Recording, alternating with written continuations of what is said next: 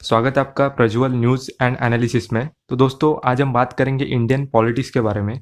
दोस्तों जो सबसे बड़ा लूपहोल्स जो इंडियन पॉलिटिक्स में उसको आज समझने की कोशिश करेंगे और उसमें जो भी चेंजेस लाने हैं उसके बारे में थोड़ा डिस्कस करेंगे। तो चलिए शुरू करते हैं।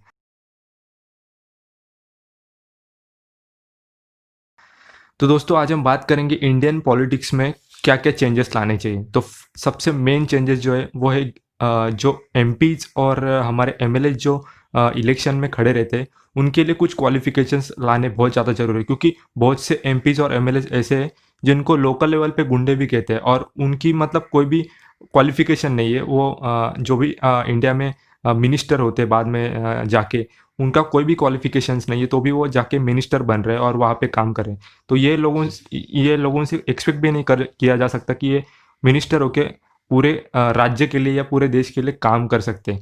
तो हम बाद में लिस्ट जो पूरा डेटा है अभी तक का वो डिस्कस करेंगे। उससे पहले मैं आपको पूछना चाहूँगा कि इंडियन एजुकेशन में आपको लगता है कि जो भी एमएलएज़ और एमपीज़ खड़े रहते हैं इलेक्शन में, तो उनको अगर वो 10वीं 8वीं 12वीं तक की शिक्षा में पढ़कर या फिर वहाँ तक ना पहुँच के भी उनको खड़ा रहना चाहिए। तो ये बिल्कुल भी ये अनएक्सपेक्टेबल बात है। तो ये इसमें ही चेंजेस क्या करने चाहिए उसमें डिस्कस करेंगे। तो सबसे इम्पोर्टेंट जो बात है वो ये है कि जो भी एमपीज़ और एमएलएज़ इलेक्शन में खड़े रहते हैं, तो उनको कम से कम ग्रेजुएट और पोस्ट ग्रेजुएशन की उनके पास डिग्री होनी ही चाहिए। और ना ही डिग्री उनका जो भी इलेक्शन कमेटी रहती है, उनके सामने उनका टेस्ट होना चाहिए कंपल्सरी कि जो भी अभी मैं आप ये एग्ज़ाम्पल देके आपको पूछूँगा कि देखिए यहाँ पे सबसे इम्पोर्टेंट बात ये है कि जो भी एमएलएज़ रहता है कुछ एरिया को कवर अप करता है, मतलब कुछ एरिया में काम करता है एक एमएलए। तो उसको वो काम करने का नॉलेज है क्या लेवल पे काम करने का कितना नॉलेज है, उसने कितना काम किया है, उसको उसका अंडरस्टैंडिंग कितना है। तो ये उसका जो टेस्ट रहता है, ये पूरा ओवरऑल उसका जो बैकग्राउंड है वो देख के उसका एक टेस्ट होगा और टेस्ट में वो पास होता है, तो ही वो एमपीज़ या एमएलएज़ में खड़ा रह सकता है। तो ये मेरा कहने का मतलब था। अभी हम पूरा रिकॉर्ड चेक करेंगे कि ये अभी तक का जो डेटा है पहले हम बात करेंगे हमारे लोकसभा के सांसद जो भी एमपीज़ है उनके बारे में बात करेंगे। उसके बाद हम बात करेंगे स्टेट लेवल के बारे में। तो पहले हम एमपीज़ के बारे में बात करें।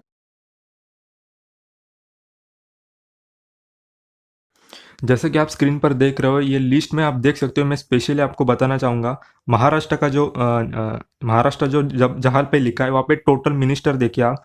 टोटल मिनिस्टर यहाँ पे दिखाई दे रहे 42। ये जो रिकॉर्ड है ये अभी का नहीं है, करंट रिकॉर्ड नहीं है, लेकिन ये लास्ट टाइम का रिकॉर्ड है। 2015 या 2016 का ये रिकॉर्ड है। तो इसमें 42 जो टोटल मिनिस्टर है उसमें से 19 जो मिनिस्टर है वो 12th पास हुए हैं, मतलब 12th तक ही पहुंचे हैं, 12th के आगे भी नहीं और 12th पास भी हुए उसका कोई गारंटी नहीं है। और उसके बाद देखेंगे 23 जो एमएलए जो 23 जो मिनिस्टर है वो ग्रेजुएट है और 19 जो मिनिस्टर है, मिनिस्टर कह रहा हूँ जो पूरा राज्य चलाते हैं, वो जो मिनिस्टर है वो 19 मिनिस्टर ऐसे थे जो बिलो 12th है, मतलब वो उनको 12th तक पास हुए हैं बस वो। अभी हम और भी बात करेंगे, यहाँ पे केरला का भी देखेंगे। 19 मिनिस्टर है, 6 मिनिस्टर जो है वो स्कूल और क्लास मतलब 12th तक ही, मतलब उनका जो क्वालिफिकेशन है हुआ है और 8 जो मिनिस्टर है वो ग्रेजुएट हुए। तो देखा जाए तो कुछ राज्यों में 50% जो मिनिस्टर है वो 12th और 10th पास हुए हैं और कुछ तो मिनिस्टर ऐसे हैं जो 8 और 5th में ही उन्होंने कॉलेज और स्कूल छोड़ दिया है।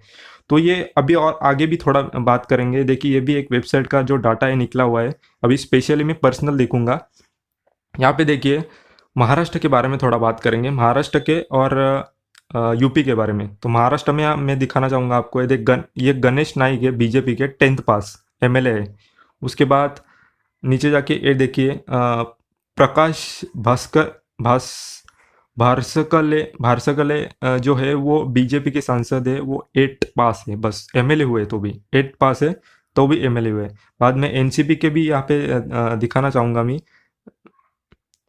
देखिए नवाब मलिक जो है 12th पास है। अभी नवाब मलिक का जो मैंने लास्ट स्टेटमेंट देखा है, आपको वीडियो में देखा रहेगा, तो नवाब मलिक मुझे लगता नहीं कि ये 12th पास भी रहेंगे, लेकिन वो मिनिस्टर है, अभी तो आपको पता ही है वो मिनिस्टर है। उसके बाद हम बात करेंगे। देखिए मैं बीजेपी के भी जो एमएलए है उनको कंसीडर कर रहा हूँ। मैं ऐसा नहीं कि एक ही पार्टी पर टारगेट कर रहा हूँ, जितने भी अभी तक ये तो हुआ एक स्टेट का रिकॉर्ड। अभी हम बात करेंगे ओवरऑल इंडिया का जो रिकॉर्ड है उसमें क्या दिखाई जाता है। देखिए अभी वन इंडिया का जो रिकॉर्ड है आप स्क्रीन पर देख सकते हो। According to TOI report only 87 out of 284 MLAs are graduate. मतलब 284 MLAs जो है उनमें से 87 MLAs खाली ग्रेजुएट है। आगे हम बात करते हैं। और 29 जो MLAs जो है वो पोस्ट ग्रेजुएट है, मतलब 31%। 31% जो MLAs है वो बस ग्रेजुएट है। और आगे बात करते हैं 11% R post graduate. Okay, 100 out of अभी 55 MLAs have studied only till class 10th। अभी आप स्क्रीन पर खुद देख सकते हो 55 MLAs ऐसे है बस वो 10वीं सीखे। कुछ लोग तो 10वीं के अंदर भी रहेंगे, वो तो आगे जाकर हम देख लेंगे। और 51 MLAs जो है वो 12th तक पहुंचे हैं, तो अभी MLAs है। अभी आगे देखिए 11 स्टडीड टिल क्लास 8। 11 MLAs जो है वो 8वीं तक ही पढ़े हैं। उसके आगे हम देखेंगे 7 से 5 MLAs ऐसे हैं जो 5वीं तक ही पढ़े हैं। अभी आगे भी और मैं डेटा आपको दिखाना चाहूँगा। ये करंट का मेरे पास डेटा है। एकनाथ शिंदे जो ठाणे के बहुत बड़े MLAs हैं और वो अभी मिनिस्टर है। उद्धव ठाकरे के उनको राइट हैंड कहा जाता है महाराष्ट्र में। वो भी 10th तक पास है। देखिए, और उनके ऊपर केसेस भी बहुत है। आगे जाके मैं उसका डेटा भी दिखाऊंगा। उनके अगेंस्ट भी बहुत सारे केसेस है, क्रिमिनल केसेस। और वो कितने सच है कितने नहीं वो तो हमको पता नहीं, लेकिन क्रिमिनल केसेस उनके अगेंस्ट भी बहुत सारे हैं। अभी आगे हम डेटा का बात करते हैं। देखिए इंडिया टुडे का रिकॉर्ड है। देखिए यहाँ पे अभी हम MPs के बारे में बात करेंगे। 371 candidates are consisting on 26 Lok Sabha seats in Gujarat. अभी हम गुजरात की भी बात करेंगे। उसमें से देखो 240 मतलब 65% स्टडीड बियॉन्ड स्कूल, मतलब स्कूल के आगे नहीं जा पाए। 65% जो MLAs है वो स्कूल के आगे नहीं जा पाए, सांसद जो है वो।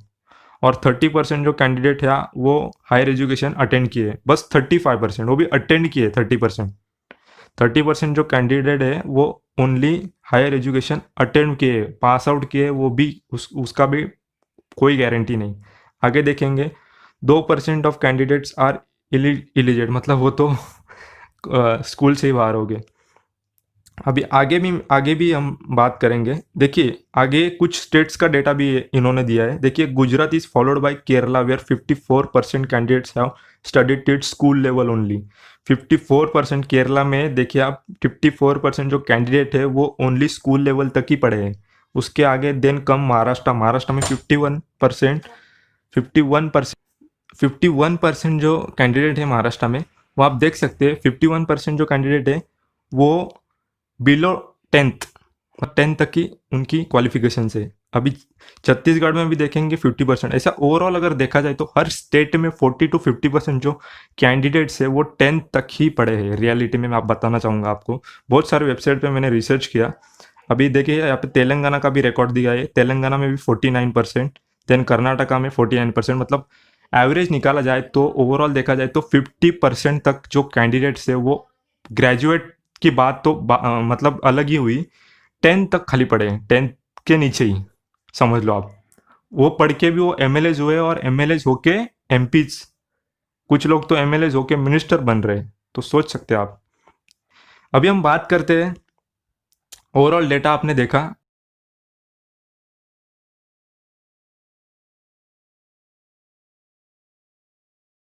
देखिए अगर एवरेज निकाला जाए तो ओवरऑल जितने भी, मतलब मैं ऐसा नहीं एक ही पार्टी पर ब्लेम कर रहा हूँ, ओवरऑल जितने भी पार्टीज है हमारे ऑल ओवर इंडिया में, जितने भी पार्टीज है, सभी पार्टीज में देखा जाए तो जितने भी स्टेट्स में इलेक्शन हो रहे हैं 40 to 50% जो सांसद है वो 10th तक, 12th तक, 8th तक ही पढ़े हैं। मतलब उनको कोई भी नॉलेज नहीं देखा जाए तो। बेसिकली आज के डेट के बाद में बोल रहा हूँ, 19 के जो दशक था वहाँ पे बात अलग थी, लेकिन आज के डेट में जो भी MLAs रहते हैं, MPs रहते हैं, वो पढ़े लिखे ही होने चाहिए। अगर मैं नेक्स्ट वीडियो में फॉरेन डेटा भी लाऊंगा आपके सामने, जो बाहर की कंट्रीज में वहाँ पे कैसा रहता है क्वालिफिकेशंस। लेकिन आगे के मेरा ये वीडियो बनाने का मकसद यही था कि आगे के जो भी इलेक्शन होंगे उसमें मुझे लगता है मोदी जी को ये पहले ही करना चाहिए था। जब भी वो प्रधानमंत्री बने तभी ये बिल पास कर देना चाहिए था। इसके आगे जो भी MPs और MLAs खड़े रहेंगे इलेक्शन में, उनका क्वालिफिकेशन कम से कम ग्रेजुएशन होना ही चाहिए। अभी ऐसा नहीं है आज की डेट में कि कोई ग्रेजुएट हो ही नहीं सकता, पैसे नहीं है तो, गरीब है तो ग्रेजुएट नहीं बन सकता। गरीब आदमी के लिए भी बहुत सारी मोदी जी ने फैसिलिटीज़ लाई है, वो भी 12th के आगे पास आउट करके ग्रेजुएशन कंप्लीट कर सकता है। तो ऐसा मतलब नहीं है कि जो हॉनेस्ट है वो ग्रेजुएशन नहीं कंप्लीट कर सकता, जो मतलब जिनके पास पैसा है वो ग्रेजुएट कंप्लीट करके खड़े रह सकते हैं, ऐसा नहीं है। और इतना ही नहीं, मेरा अभी मैं सॉल्यूशन पर बात करूंगा तो इसमें मेरा यही कहना है, सॉल्यूशन तभी निकल पाएगा। देखिए जो भी पढ़े लिखे लोग हैं, बहुत कम चांसेस है कि उनसे मिस्टेक होंगे, क्योंकि उनको उस फील्ड का नॉलेज रहता है। तो इसीलिए मेरा कहने का मतलब यही था कि ग्रेजुएशन और पोस्ट ग्रेजुएशन कंपलसरी होना ही चाहिए, या तो पोस्ट ग्रेजुएशन या फिर ग्रेजुएशन। एमएलएस के लिए ग्रेजुएशन कंपलसरी करना ही चाहिए, और एमपी जो रहते हैं उनके लिए पोस्ट ग्रेजुएशन कंपलसरी करना चाहिए, तभी आप इलेक्शन में खड़े रह सकते हैं। और उसके लिए भी और एक क्राइटेरिया लाना चाहिए, जो भी कमेटी रहती है इलेक्शन कमेटी, हर एक सांसद की टेस्ट होनी चाहिए इलेक्शन से पहले।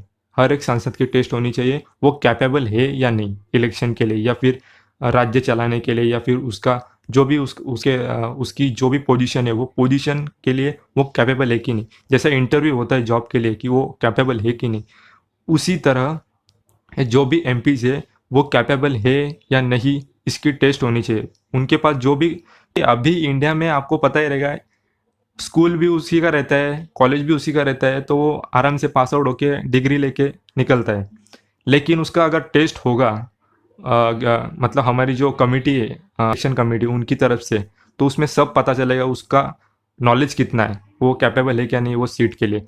तो ओवरऑल देखा जाए तो ये वीडियो बनाने का मेरा एक ही मकसद था कि हमको पूरे ओवरऑल इंडिया में मोदी जी को ये बिल लाना चाहिए कि जो भी इलेक्शन होता है उससे पहले जो भी एमएलएज रहते हैं और एमपीज रहते हैं ऑल ओवर इंडिया में, उनका टेस्ट होना चाहिए और उनका क्वालिफिकेशन कुछ ना कुछ रखना ही चाहिए। क्योंकि देखिए लास्ट टाइम भी हरियाणा के जो सीएम थे, उन्होंने 2017 में बिल लेटर लिखा था प्रधानमंत्री को कि आप ये फिक्स करिए कितना क्वालिफिकेशन होना चाहिए एक एमएलएज का, हर एक एमएलएज का, कि वो इलेक्शन के लिए खड़ा रहे। क्योंकि ये बहुत ज़्यादा ज़रूरी है, क्योंकि करप्शन बहुत बढ़ गया है इंडिया में। और स्पेशली बात करूँगा यूपी, महाराष्ट्र और गुजरात, ये बड़े बड़े जो स्टेट्स हैं, इनमें बहुत ज़्यादा करप्शन बढ़ गया है। इसके बारे में भी अगली वीडियो में हम बात करेंगे, लेकिन ओवरऑल ये वीडियो बनाने का यही मकसद था कि बिल पास होना चाहिए, जिसमें जिसमें देखा जाए तो यही होना चाहिए कि कुछ ना कुछ क्वालिफिकेशंस लानी चाहिए, सो दैट जो भी एमपीज खड़े रहेंगे वो दो बार सोचे, क्वालिफिकेशन करे, नॉलेज इंक्रीज करे, उसके बाद ही अपना टेस्ट दें जो इलेक्शन कमेटी उनके सामने, और उसमें पास आउट हुए तो ही वो खड़े रह सकते, तो ही वो टिकट ले सकते हैं अपने जो भी उनकी पार्टी है उनसे। देखिए ये करना बहुत ज़रूरी है, और जैसे जैसे जनरेशन आगे बढ़ता है उस हिसाब से चेंजेस लाने बहुत ज़्यादा ज़रूरी है। आपको क्या लगता है मुझे कमेंट करके ज़रूर बताना।